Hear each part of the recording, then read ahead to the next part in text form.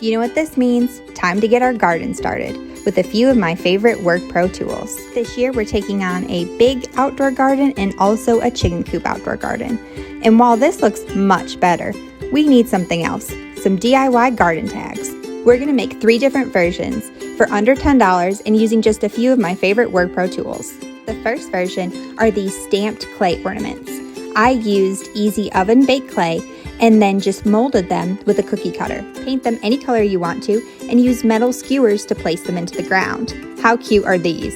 The next version only requires some scrap wood and wooden craft dowels.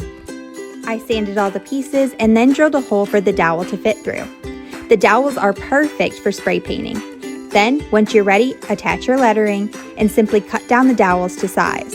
These worked out great for our lettuce plants. For the last version, all you need is some popsicle sticks and some painter's tape. I taped off the portion of the popsicle stick that'll be put into the ground and then spray painted the other half black. Once they were dry, I added some vinyl lettering to label all of my plants and sealed them. That's it, 3 easy DIY garden tags that cost basically nothing to make and just used a few of my favorite WORKPRO tools. Now all that's left is to keep everything alive.